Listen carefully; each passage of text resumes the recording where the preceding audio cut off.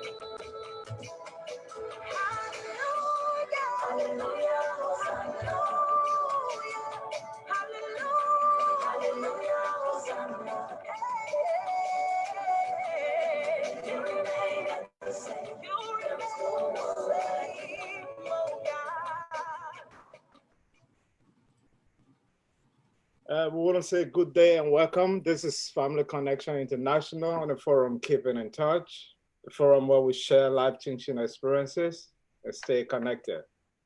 As always, we're here every Friday and every Sunday, 6 p.m. Eastern Time and 10 p.m. GMT. And today, as always, we have a guest with us. We'll introduce our guest later, but we normally have Levi and Ben. I think Levi is behind the scene today doing some technical work. And Ben, how are you? And how are you doing? I'm doing very well, and I'm currently speaking to you from Phoenix, Arizona. I'm looking forward to what our guest speaker for the day has for us in store. I can't wait. It's been a long time, the last time I saw him, and today I can be able to see him again. So I'm excited to hear from our guest speaker today. Great. And to our viewers, wherever you're viewing us from, if you have a comment, just drop us a comment. We'll go and read your comment. If you have a question, we appreciate give us your question. We'll be able to read this question out to our guests. By way of information, this platform discusses strictly family issues that are hardcore to family, that comes to dinner table, achievement that people make that benefit their family. We do not engage into politics here. Kudos to the politicians, with all respect to them, but we believe we want to look at a family. We believe family is a smaller unit of a society, or via family you cannot have a society. And as always, we appreciate all of you who are viewing us. And today we want to recognize one of our followers and one of our fans. She was here last week. She's celebrating her birthday by the name of Marlene Russell. We want to say happy birthday to you on behalf of our entire crew from here. And Ben, can you just give us a little background, our guest for today?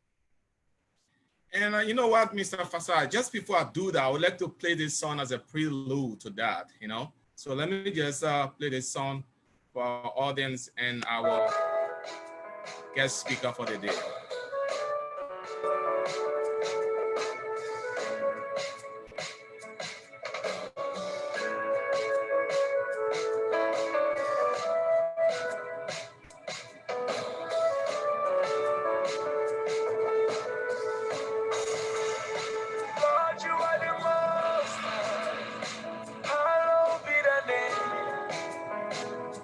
You are the most hallowed be the name. Lord, you are the most hallowed be the name. Lord, you are the most hallowed be the name. You tell me, say me kind of that everything's gonna be okay. You are the father to the fatherless, the miracle working God. You make the blind man to see. You made the crippled man to walk. You are the lily of Galilee. You make it possible, possible.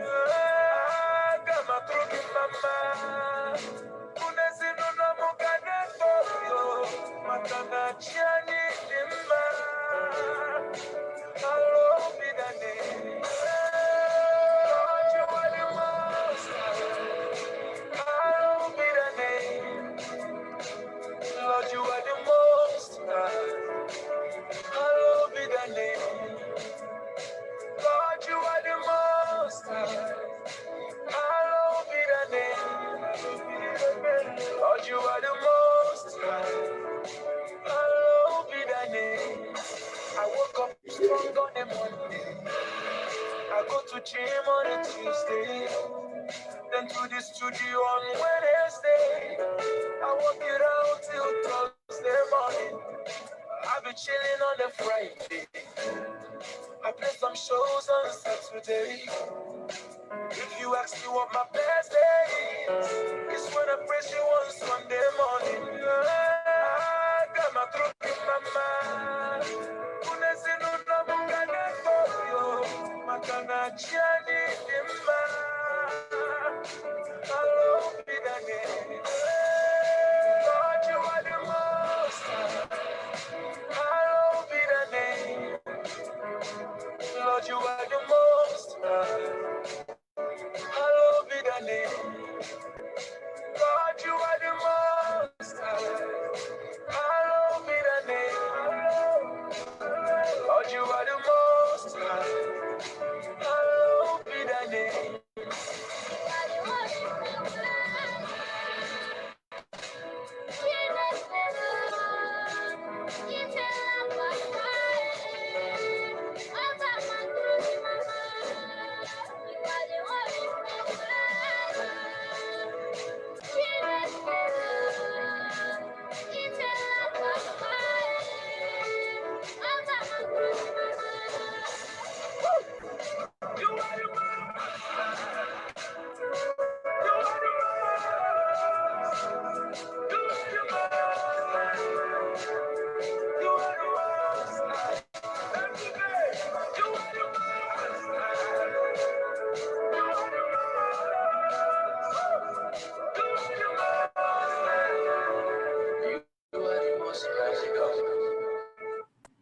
Ladies and gentlemen, listening to us in the radio land, yes, Allah, Jehovah God is the most high God that we all look up to. Today, for those of you that are listening to us and following us on this platform, keeping in touch, we have our guest speaker here today, and our guest speaker is Professor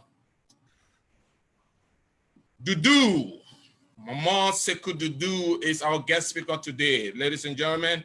And our guest speaker is a native of the Republic of Liberia, a country situated on the west coast of the Atlantic Ocean in Africa.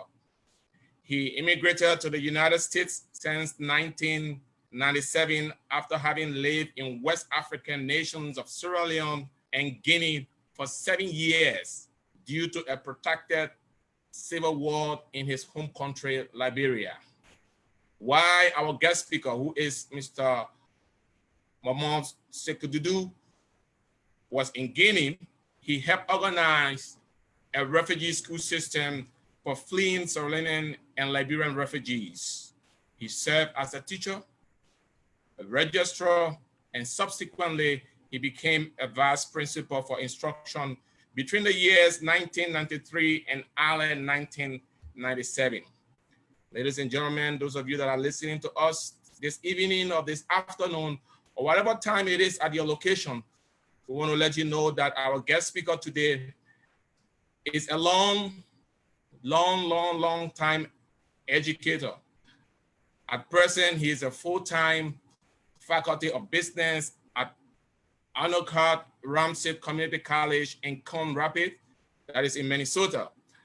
Since 2004 to present, Professor Dudu has also taught on a part-time basis at several other colleges in the United States of America. His core areas of instruction are business management, finance, accounting, and economy. Ladies and gentlemen, we will get to know more about our guest speaker today as time goes on during this time of our discussion. It's all about keeping in touch with family members that are far and near. So we want to welcome you today to give us your undivided attention as we continue the discussion with our guest speaker. There is more to come concerning our guest speaker. So we say, Mr. Sekou Dudu, you are welcome to be part of this forum here today. Thank you. We just go over straight to Professor Dudu. I know he said a lot about you. Just tell us, who is Professor Dudu from the family standpoint? Well, first and foremost, I want to thank both you, Mr. Ketor and Mr. Fassad, for giving me the honor to appear on your very esteemed program.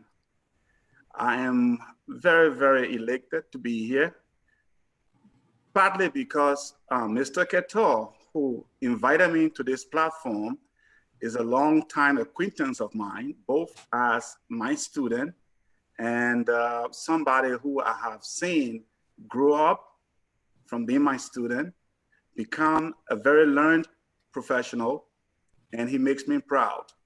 So when he contacted me to be on this platform, I thought one way I could acknowledge his own inspiration to me is only to acknowledge it and agree to be here. So I am humble, I'm honored, I'm glad to be here. I look forward to a full hour of fun, engaging, and invigorating conversation. Well, who is Momoh Sekou Dudu? Like Ben said, just a poor boy from Lofa County, Kolahon, who has navigated very treacherous times and good times, and only managed to land each and every time on his feet. My story is no different from your story, the both of you, is no different from the stories of many of our fellow Liberian compatriots. Even not different, very different from stories of people from Africa as a whole and around the world. People who have endured suffering, people who has been visited by hard times, not a creation of their own, but who have struggled and persevered and come out bouncing on their feet. So I will not go into details of what the hour might encompass, but I will allow you guys to be the one digging up the juice here, because as experienced interrogators or experienced interviewers, I think it is your job, and I'm going to leave that job on your shoulders to lead me into what you think your audience wants to hear. So again, I am excited. It's been a long time coming. Ben, I'm glad you are doing well. And I look forward to a great discussion this afternoon. Thank you so much, Professor Dudu. So basically to our viewers, we'll be looking at Professor Dudu tonight as a family man, an educator, and an author. We'll be touching this three part of Professor Dudu. But I know, let us go to the family. The whole, normally as our setting, we'll have this global pandemic that is ongoing. And I know you have a family. First of all, I want to know how you doing during this global pandemic and your family. Well, I would thank God, the Almighty Allah, very, very much. My family and I, my beautiful wife, Mrs. Momoh Sekou Dudu, and our children are doing wonderful. We are well, we are healthy. Thank God for the kind of jobs we do. We are home working full time, not interrupted by the pandemic. We do miss our co-workers, we do miss visiting friends and family. But first and foremost, we want to keep healthy. So we will thank God that we are able to do so in a conducive environment, and that we are able to connect with people like yourself through technology, which we have done throughout the 2 or 3 months we've been sitting home. So my family is well, and I wish your family too is doing exceedingly well. We want to know, I know you got some other family members somewhere maybe out of the US or maybe it's different part of the US. How are you keeping connected with them, given the fact that you cannot visit, you can't hug? You know, how are you keeping connected with those other family members? Well, again, like everybody else in the United States and around the world, it is difficult. If I say it wasn't, I'd be lying to you. But I am an optimist. I always see the glass half full. So thank God for technology. We've been able to keep in touch with people in Liberia and around the world. So the Facebook Messenger, the WhatsApp, the Zoom. As a professional, my students are part of my family. So the Zoom technology has been a lifesaver. Facebook has been a lifesaver. Sometimes it get a little tiring, but we thank God all of these things are available. So Once in the blue moon, when we are opportune to see some really close friends, we still do the elbow handshake. So we are happy to be alive, and we thank God Almighty for that. I know the name Sekou Dudu, or Momoh Sekou Dudu. It's a household name in Lofa County.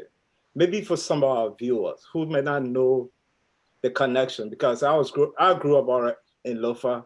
I heard there's a chief called Sekou Dudu.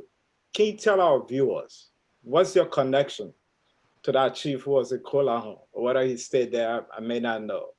Because we want our viewers, first of all, to know you. Then we'll go to what you do. Thank you. Thank you. Well, the late Honorable Chief Sekou Dudu from Kolahon, primary chief from Kolahon, who was a contemporary of the late Tamba Taylor, Chief Tamba Taylor. May Allah Almighty bless his departed soul. He died in 2016. That was my father. I am the first male child of the late Honorable Chief Sekou Dudu.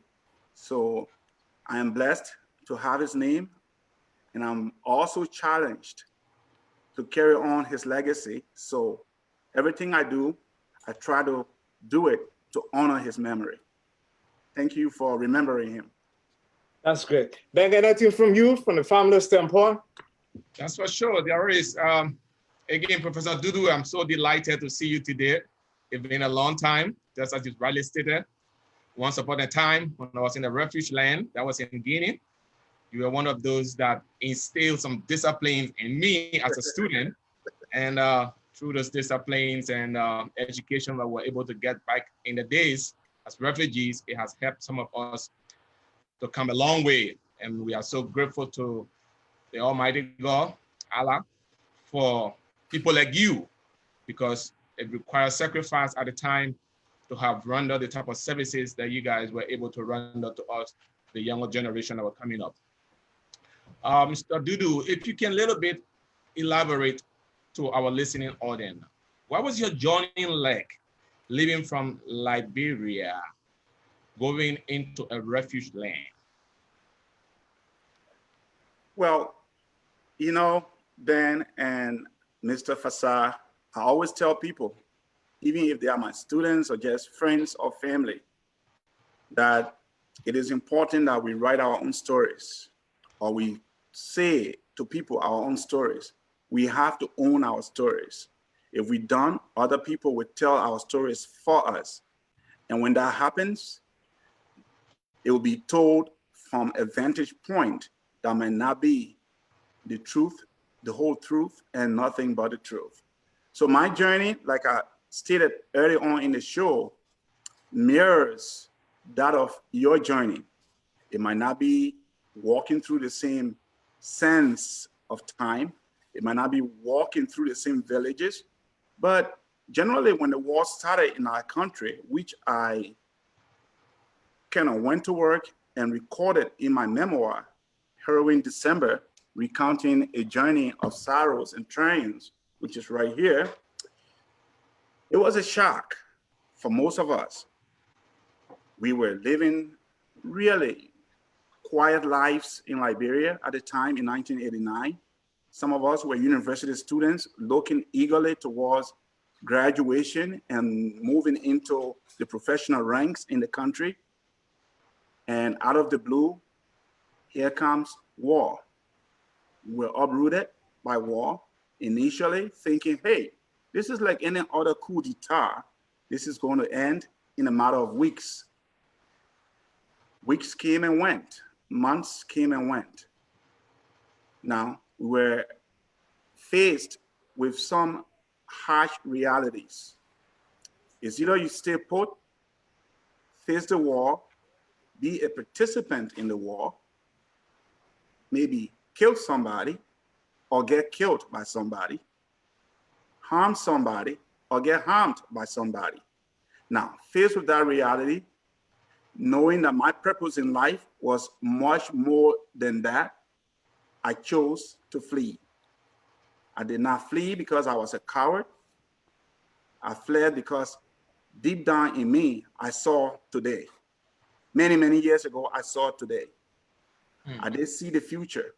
I saw a tomorrow for myself and for many other Liberians after the war.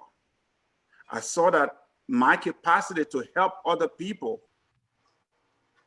was much more important than staying and proving myself to be a warrior, so to speak, or a freedom fighter, so to speak. It doesn't really matter at the time, but I was able to walk by land, mind you, through Monrovia, through very hazardous conditions, through very dangerous conditions. As a matter of fact, the very day I crossed the Cowell Junction on my way on foot to Tottenburg, the very next day, that road was cut off completely by rebels of the Independent National Patriotic Front. So I basically escaped Monrovia in the nick of time. So long matter short, long story short, I walked through the Game White Forest from Tottenburg onto Lofa County, got to Lofa County. My family had already fled from Lofa County to Sierra Leone. So I got to Lofa County without even resting, my feet all swollen, just headed right on straight to Sierra Leone by foot through the Kisi-Tonki Chiefdom, Buyadu, and then onto Kwendu area. So that was my escape from Liberia. It was treacherous, it was hard, it was difficult, it was challenging. But I do thank the Almighty Allah every time I think about it, because on my way through the Game White Forest, on my way from Monrovia to Tottenburg also, there were people like me, folks like me, who were trying to escape as well. And they did not succeed. There were bodies lying in the roads. There were military checkpoints. There were a lot of stresses on the way.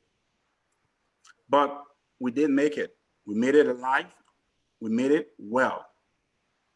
We did struggle in refuge, because right when we got to Sierra Leone, within a couple of months, we were also chased away from Sierra Leone, across the Makona River into the Republic of Guinea, a French-speaking country. Now, you guys know we are not French speakers. We are not native French speakers. So when you cross into a country where the culture is diametrically different from yours, where the language is different from yours, the challenge is multiplied. So I will stop there and let you continue your questioning. Yes, so right there, if I can inject, I understand that you are kind of separated from your family, basically. For some people that don't know you today, the Professor Momoh Sekou Dudu that we see today, he had a journey that he has to go through in life, especially the explanation that you're just giving us with the Civil War back in your home country, which is Liberia. So at a certain point, you were separated from your family because of the Civil War. They went ahead of you, also looking for refuge, and you later joined them. Am I correct on that?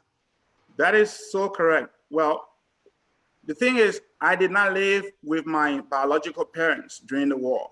Okay. At the tender age of 9, which I recount in my book, my paternal uncle, the late Losane Dudu, took me into Monrovia and said, hey, this is my son. I'm going to raise him. I'm going to educate him. Because I think then you know my background, Mr. Faisal might not. My father was a devout Muslim. So originally, I wasn't meant to go to English school. I wasn't meant to acquire a Western education. I was meant to maybe go to Guinea or somewhere and learn the Quran and be a teacher of the Quran. And fate intervened. My uncle said, look, this is a young man. I can promise you, big brother, when I take him to Monrovia, I'm going to ensure he does not deviate from the teachings of the Quran. But I do know that if we send him to Western school, he can do a lot more with that education for himself and for the family. Thank the Almighty Allah, my late father, may his soul rest in perfect peace, agree with his younger brother. So me being in Monrovia was occasioned by those sets of happenings, occurrences. So when the war started, I wasn't separated from my uncle and his wife, but we as a family in Monrovia were separated from my biological parents and siblings in Lofa County. So we were thinking, go to Lofa County, stay put until the war ends. We get to Lofa County, everybody has left. So that's how it played out. Thank you. For those of you that are listening to us in the radio land, this is Professor Momoh Sekou Dudu, who is talking to us today about his life-changing experiences on this forum, Keeping in Touch. Professor Dudu, if I would just follow up with this, I know you fled and you entered into the Republic of Guinea. What motivated you to be one of the founding members of the educational system for refugees in Guinea? Thank you, Ben. Well, first, it was boredom. If I may be really straight here, it was boredom. If you go to a country like Guinea, you don't speak the dialect, you don't speak the language, you don't know the culture very well. You are basically being eaten alive by boredom. And then you see hundreds and hundreds and hundreds, if not thousands of your fellow countrymen and women, children that are missing out on education. And you are a university student from back home. And kids like at the time, the Honorable Ben Ketor is in junior high or high school. And if there's nothing done to intervene at that appropriate time, he's going to grow up into one of those kids, and then a young adult and an adult that lacks the basic education he needs to be a productive member of society. So I, along with several other people, my all-time favorite principal, Frank Hassan Sano, and Sabori, and a whole lot of other people decided, I think we can come together and help these brothers, and at the same time keep ourselves in a mindset that says, hey, education is important, because we were also dropouts by then. We had left college not through a fault of our own, but by circumstances back home. So we felt if we can allow these children, these kids from Liberia and Sierra Leone, to continue to learn, we are not only planting seeds for today, but we are planting seeds that will germinate and grow into something that we can see today. Look at Ben Ketor and so many of my former students. I might not have millions of dollars in my bank account today, but I'm a rich guy. I'm a very rich guy, just by virtue of people like Ben Ketor and all around the world. My own students, some of whom I don't even remember, but I do get like Facebook messages. Hi, Mr. Dudu, from nowhere. And they introduce themselves and say, I was once your student. And I just beam with pride and satisfaction and contentment, knowing that I did play a very small part in this person being the person that I am today, moving this world forward, one person being educated at a time. So just to go back to why we did it because it was the right thing to do. Right. We didn't do it because there was so much money in it. In fact, when we started, we weren't getting paid. And then we started getting paid maybe like what, $50 a month? So it was a labor of love. That is so cool. Hey, I am so excited. And I can tell you that as one of your products, because I always say, hey, I'm a product of the International Rescue Committee, right. Because they helped set up, with you guys, helped set up the educational system in the place there for us, the refugees at the time. And through that, today we can say, yes, our time spent with you and others was definitely not in vain. But Afasa, you want to take it there? Maybe you have a couple of questions or points to bring out. Thank you so much, Ben. I think that was pretty well. Once we have stayed on education to our viewers, if you are viewing us, you have a comment. I know I see a lot of some of your former students from Guinea watching. They say, that's my professor. I know one Levy or so is watching. And let us look at the educational sector in our country, Liberia. I know that you are in education since you started from Guinea, you came to the States, you are a professor. And our county, Lofa County, got a college. Lover County Community College. Do you have any plans of going back home to contribute to the educational sector? Well, we've decided to keep the conversation apolitical and we'll let it be. So just from the education standpoint and my own willingness to one day contribute to the educational sector, absolutely 100%. In 2016, I visited Liberia to bury my late father. On that trip, I visited the then Vice President of the Republic in his office because he had come to the States, Honorable Barker had come to the States a couple of times and we had met and talked. He even took copies of my books with him. And he asked me, will you be willing to come help move the educational sector forward? I said, today, tomorrow, anytime. Doesn't matter who's in power. Well, long matter short, the VP did not become president. We have a different setup today. But anytime, as long as, the first law of nature is self-preservation, as long as I'm able to situate my family and my safety and security is guaranteed, I am willing more than 100% to invest in the educational sector by way of providing my own expertise on the ground or anywhere I am to move that nation forward. Because to me, development in Liberia is important. But the most important thing is not infrastructure development, it's the development of the human capacity. And how do we do that? I always tell people in education, even here in the great United States or in Western Europe, we don't just want to throw money at the problem, right? We say, well, we can give William V. Stockman High School X amount of dollars, and we can do that throughout the country. We can give the University of Liberia X amount of dollars. We want to throw money at the source of the problem.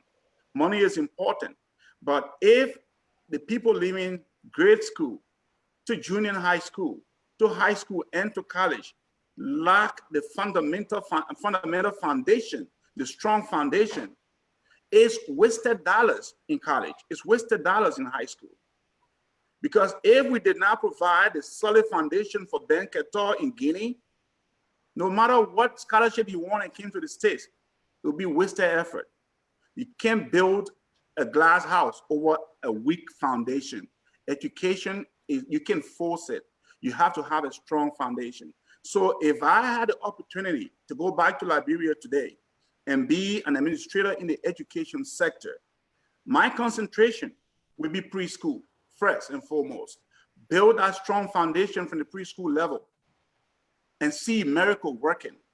Because when you have a strong preschooler moving on to kindergarten and on to first grade, and you have a strong elementary school graduate moving on to junior high and then subsequently high school and college, therein lies the secret weapon that we need in Liberia and Africa and the world as a whole to move our nations forward and to move this world forward. Because we will have developed and cultivated really strong, well-educated, prepared, and ready to work professional class. But if you build upon a weak foundation and they get to LU and you throw tons of money at them, free education, free tuition, free books, free computers, well, I'm sorry, the foundation is lacking. They are going to graduate and not know how to write a letter. They are going to graduate and not know the subject-verb agreement. They are going to graduate with a degree in accounting and not know what a balance sheet is. So again, going back to the source of the question or to the beginning, I am who I am because of Liberia. I want to do everything in my human power for as long as I live, for as long as I have this breath that Allah provided me in my lungs. It is my wish and dream someday to do something in my own way as an individual and possibly as a consortium in concert with other people and other organizations to help structure the education sector in Liberia so that when we say someone graduated high school, they are truly a high school graduate. Comrade Fire Levy, he told me about He's Yep. one of my students, and I know Comrade is listening. Comrade is somewhere different today, not in Guinea, but somewhere in a different country, making his mark. Why? Because myself and other committed people in Guinea took the time, no matter how they felt. And let me tell you the truth, Ben Ketor and Comrade Levy, they were not my best of friends when I taught them, because sometimes I made things really challenging, really difficult. They might have loved my presentation skills. They did not love that I was a hard knock kind of guy, you know? So let's build the foundation, people. The education people in Liberia, let them know if they are listening to me, we want money in the system. We want money at the optimal time. What's the optimal time? Preschool. That's so right. I can agree more because I also helped in the education sector while at the University of Liberia. I had the opportunity to teach in Liberia, and before I left Liberia, students who taught in high school could not compose a single letter. So as a result, I wonder when I stood before them and I found out if we leave and this generation go out, who's going to bring up the next generation? When I came to the States, I found out my daughter was in the 10th grade, and the instructor teaching my daughter was using a smart board, and she has a computer. But the next thing I was looking at, I know there are people at the university that we got technology. There are ways that you could stay here and offer courses at the University of Liberia. Is there a possibility? Is there any means that if you are contacted to do stuff like that, will you be willing to help? Well, I'm a busy man. But no matter how busy I am, Liberia is nearest and dearest to my heart.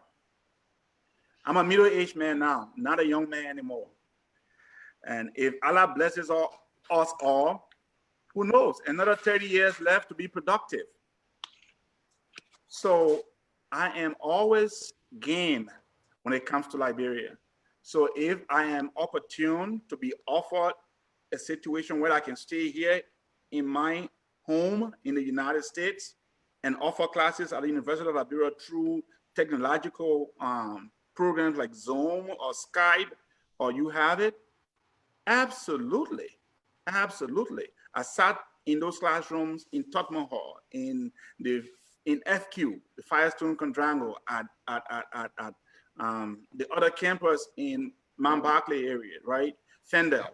So I am more than willing, if the appropriate situation is created, to be able to offer my services.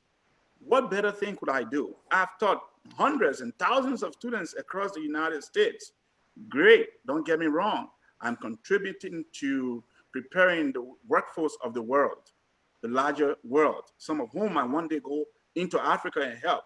But if I can help from the very source in Liberia, in West Africa, of course, I'm ready to do that. Thank you so much, Professor Dudu. We'd like to move over to some of your books. I was able to go on your blog, and there's something you wrote there, praise songs for my children. And there's a quotation that says, to be a Black woman, to be a Black woman is to be a woman ready to mourn. To be a Black mother is to go to bed with your head halfway on your pillow. To be a Black mother in America is to stand between night and day, waiting to see if the policeman would not kill their son today. What was you thinking when you wrote this line? Well, I'm not going to take credit for that. Actually, Praise Songs for My Children is a book of poetry written by one of my own professors, Dr. Patricia Jabber Wesley, who actually teaches at the University of Pennsylvania at Tuna. And she was one of my favorite professors at LU. And she was hard. She was challenging. And I tell her that every day, and we laugh about it now. I'm like, I'm not as hard as you, Professor Wesley. She said, well, try to be as hard as I was on you. So I was reviewing a book she wrote, and those are her words. And I was just contemplating on, hey, how much more closer could this get? She actually brought home the Black Lives Matter movement to me. She brought home the agony we face as parents in America. Just Friday, a 27-year-old boy got gunned down, running away from two police officers, gunned down and killed. Right here, few miles from where I live, downtown Minneapolis, George Floyd was murdered before our very eyes on camera. These things has happened. These things have happened so much. It's almost like you go to bed and you can see them in your dreams, and you hope they continue to remain dreams. And then your eyes open, they are actually reality. So those words are not mine. I was commenting on those words. Those words are the words of my professor, the Venerable Patricia Jada Wesley. I know, thank you. I know you are quoting her words. But let's take us back a little bit. It's like what you were discussing, the way that is going around America today. I know you have a family. If you sit on a table, maybe you have a daughter, or you have a son, what will you be able to tell them about what is happening today? That's a pretty difficult question. It is a difficult conversation to have with your children, knowing that they are some times in their life are of very tender ages, and they do not understand the full gravity of what our skin color could portend for us in terms of danger. My kids mostly go to school with a lot of white kids, right? So as far as they're concerned, they're the same. But you have to sometimes step back and let them know, no, it might appear so, but we are not the same. There's something called white privilege, which is the fact that many, many years ago, when I started my education journey in America as a faculty member, I used to teach at a local private college.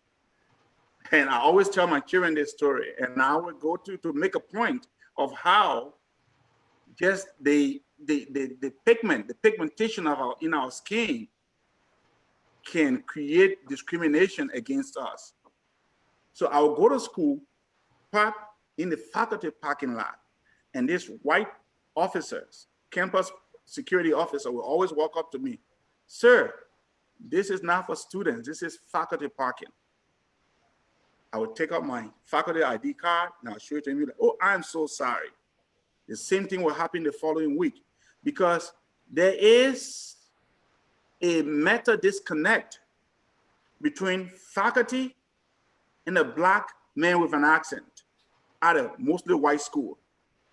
So every time this security officer sees me, his subconscious mind tells him, this African dude is maybe coming to school to learn English, so he is an adult learner.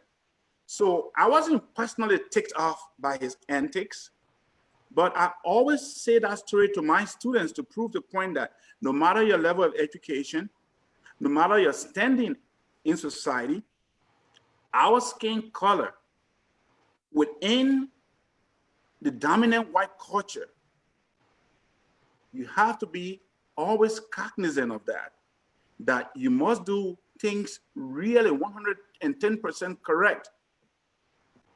If you are in the midst of white students, white friends, it is almost likely that you are the one that are going to be stopped and frisked, you know?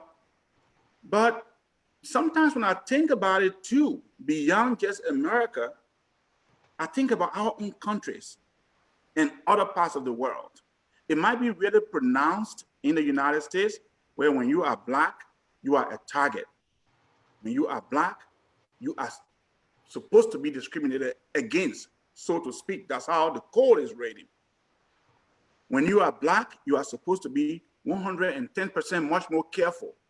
When you are black, you are more susceptible to being pulled over in a vehicle.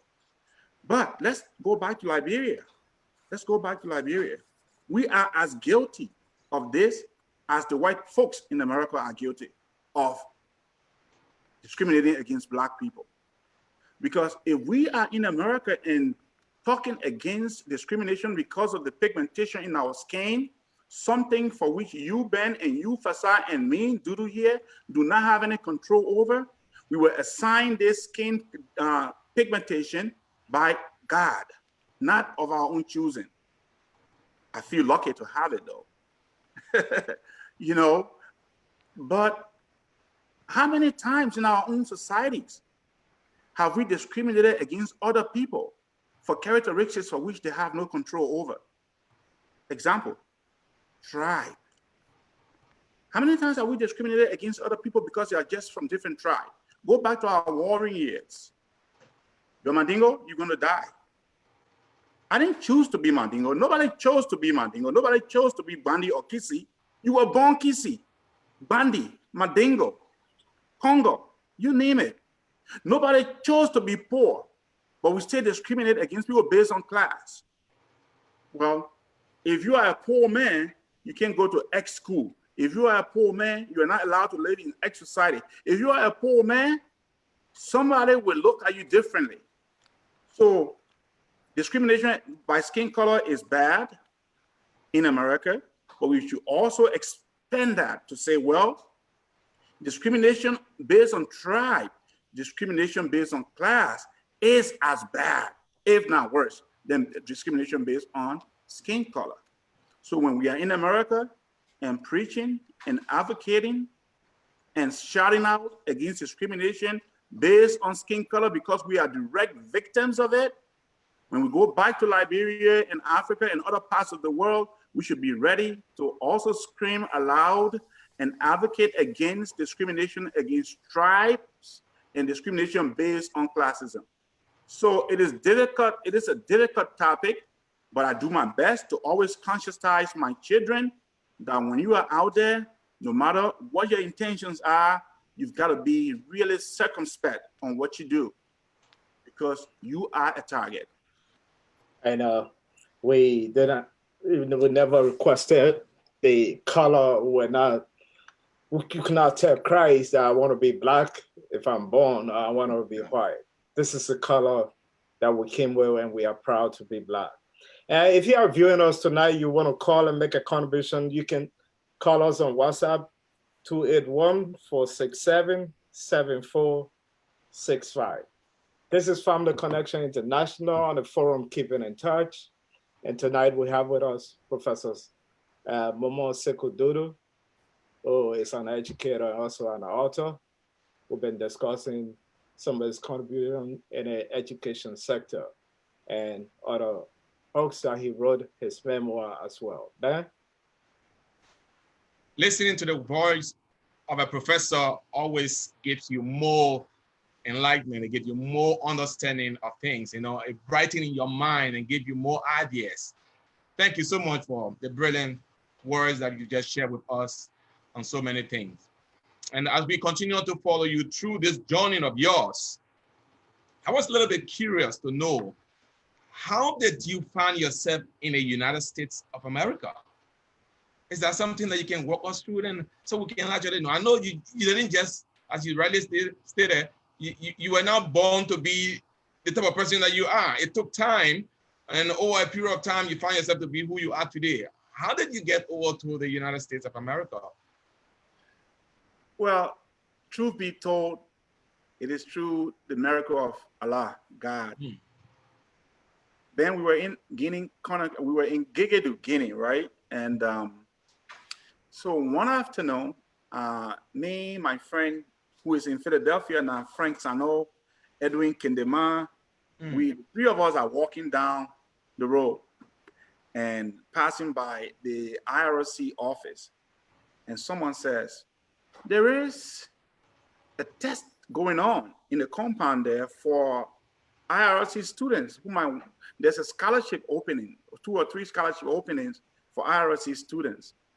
And jokingly, my friend Sana says, Dudu, you are so tiny, you could pass as a student. I'm like, come on, stop kidding. He's like, come on, go do the test.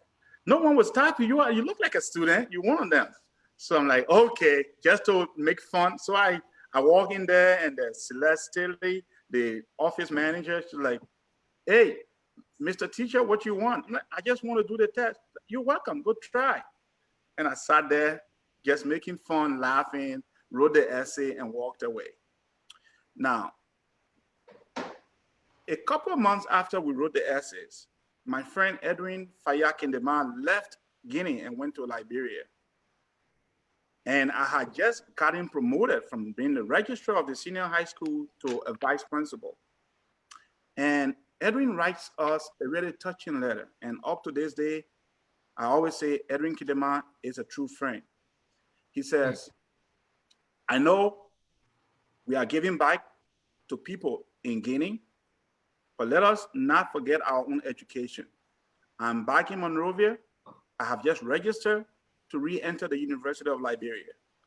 As brothers, I would really want you, Momo, and Frank to join me in Monrovia. Let's continue our education so that tomorrow we can be able to even give more back to our students in Guinea.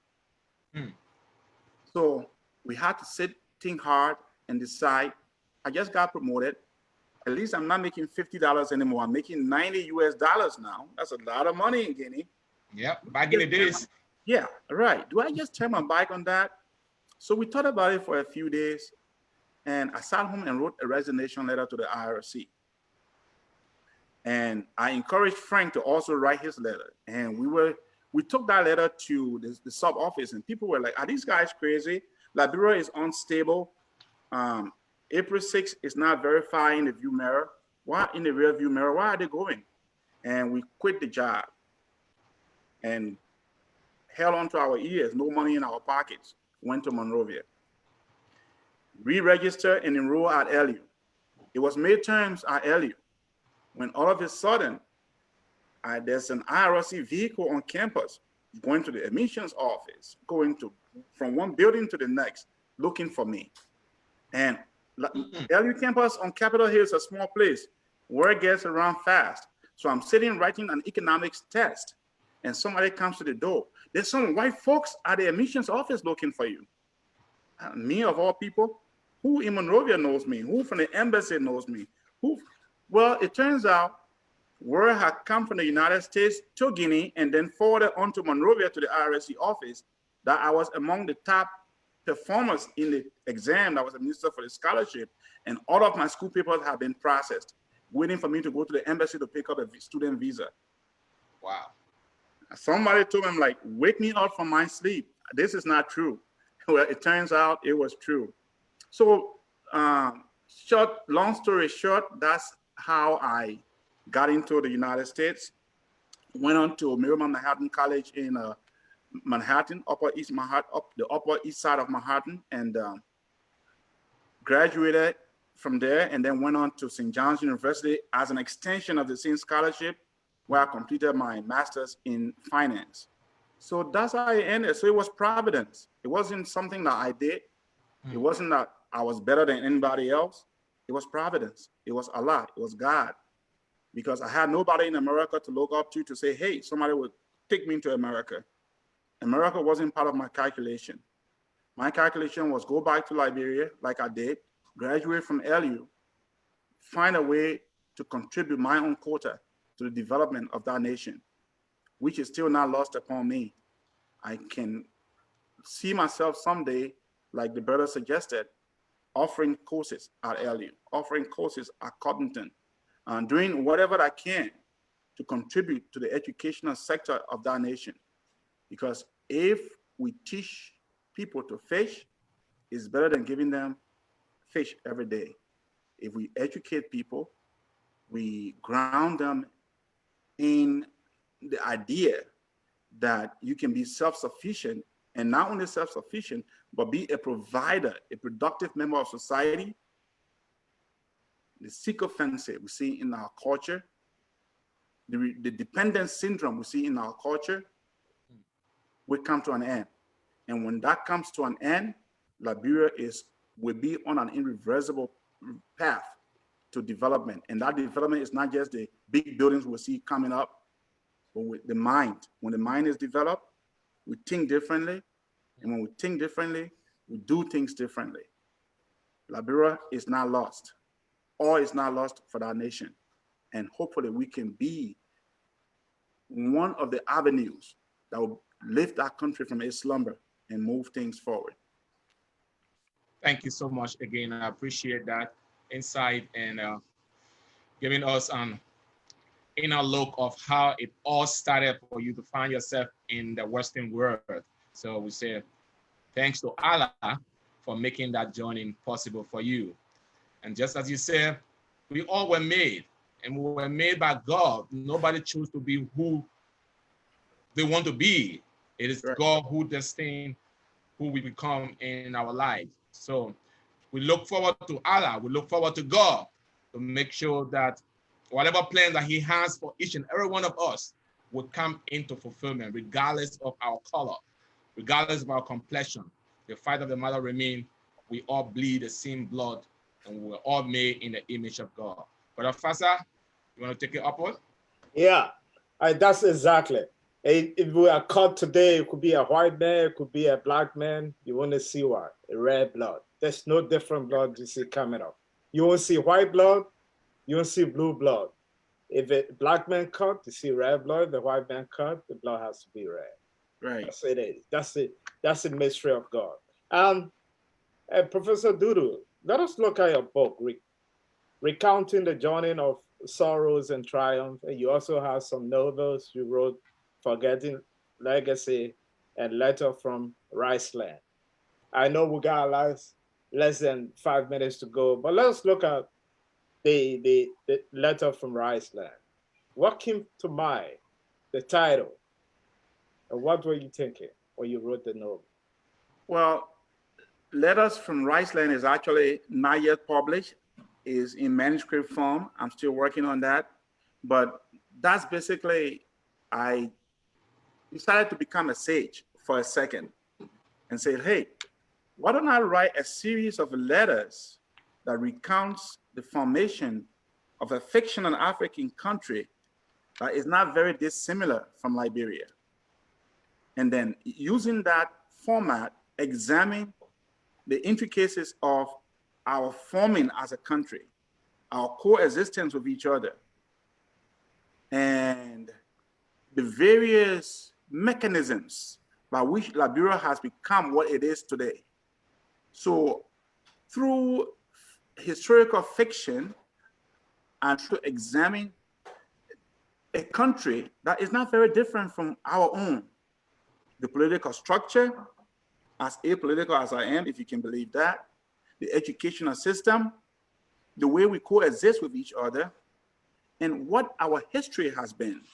And then use that examination to kind of cultivate a national psyche that is rooted in interdependence with each other, and better thinking and better education, and finally, maybe mutual coexistence for the benefit of us all. Because history, people always say, is the best teacher. So if we can examine where Liberia has come from, where we've been, where we are, possibly, just maybe, we could head to somewhere better. We could take the good things from the past, add some more good things to it, and eliminate the bad things.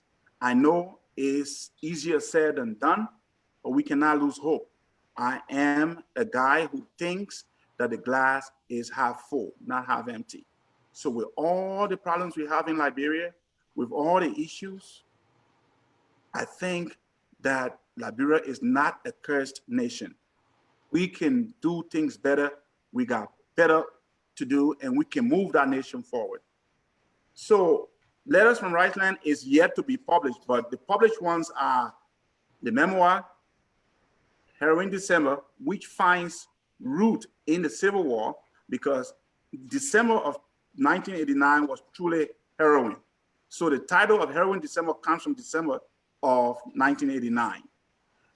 And then the subtitle is Recounting My Own Journey of Sorrows and Triumphs. And then this other book called Forgotten Legacy, like I said, is basically another fictional account of our traditions, our culture, because I always think that for somebody like me and you and Ben who are having children in the West, these kids know nothing about Liberia. They know nothing about Mandingo culture, Kisi culture, Bandi culture, Kru culture. You and I were fortunate enough to grow up knowing those things. So I think if we can document, even through fiction, some of the things that we went through in our culture and some of the sacred cultural demands of our own people, our children and children's children, when we are dead and gone many, many years from now, can take these books and read and say, this is where my dad came from. This is where my uncle came from. This is where my mom came from. And these are some of the things they held dear. And these are some of the things I have to give respect to. And maybe once in a while, I go back and visit that culture. So I'm documenting in these books and many more to come, inshallah, that our children, our children's children, our grandchildren should be able to look back someday when we are dead and buried. And when they visit our grave sites, they can say, there lies my grandpapa, there lies my papa. And this is who he was, even though he was in America. That's great. And to our viewers, if you want to get these books, they are all on Amazon. You'll be able to have an access to it, his novel and his book recounting his journey of the sorrow and triumph. I know time is fast spent. I know we have exhausted a 1 hour. I want to say thank you for taking up your busy schedule to be here tonight with us. And maybe for your parting comments, if there's anything you'd like to say that maybe we did not ask you tonight, we could just conclude. Professor Dudu. Well, again, I want to thank you both. It was a tremendous pleasure to join you. It was an honor. And I want to encourage you to continue. This is a very good platform to inform each other and to keep in touch with each other. My parting word really for those in social media land, radio land, TV land, whatever you call it, my students, former students following us today, build trusting relationships. It does not matter if your friend is white. It does not matter if your friend is Kisi or Bandi or Mandingo. We are products of one supreme being, God, Allah. Ben does not have to be Mandingo or Muslim for us to be friends. Fassad does not have to be Muslim or Black even for us to be friends. In my short life, some people might say very old life, I've learned to make friends across tribal lines. Some of my best friends in Guinea were not from my tribe. They were either Kisi or Kru or this or that. So we are very different people. But I always look to see what connects us, because I always tell people what connects us or what is similar about us is much more important. And there are more things that bring us closer together or connect us than there are things that divide us. If I say Ben right now, Ben, Kisi, Momoh, Bani, or Mandingo, that's about it. That's our difference. Maybe political differences. But the human spirit is the same. The human concern is the same. We might want to be using different paths to get to what we want, but your basic needs are no different from my basic needs. You want to see your children succeed. I want to see my children succeed. You want everything you want for yourself, I want for myself. In the book, Heroin December, I talk about a lady, may her soul rest in peace, Schwabi, Marianne Schwabi. She died in 2009. Why RSC brought me here, that lady for no reason chose to underwrite my educational cost and stipend through graduate school. She loved me like her own child. Even though she was white, I was Black, or I am Black, I'm still alive. So what I can tell everybody in social media land listening to us today, keep doing what you're doing, stay healthy. Coronavirus is still real, pandemics are real, they are not hoaxes. Take care of yourself.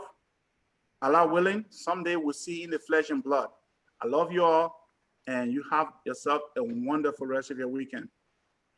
Thank you so much. That was the words of Professor Momoh Sekou Dudu, who has been our guest tonight on Family Connection International program, Keeping in Touch. We wanted to say thank you so much for joining us, to our viewers, wherever you're viewing us from tonight. We want to appreciate you for viewing us. We'll be back here on Friday and on Sunday. Don't forget, this Friday, we'll be putting a spotlight on one of us, those on this platform, to share his experiences and his journey. On behalf of the entire crew, Ben, Levi behind the scene. Levi will miss you. I know. And everybody viewing, we want to say good night and goodbye from my end. Good night. Good Yeah. night, folks. Bye.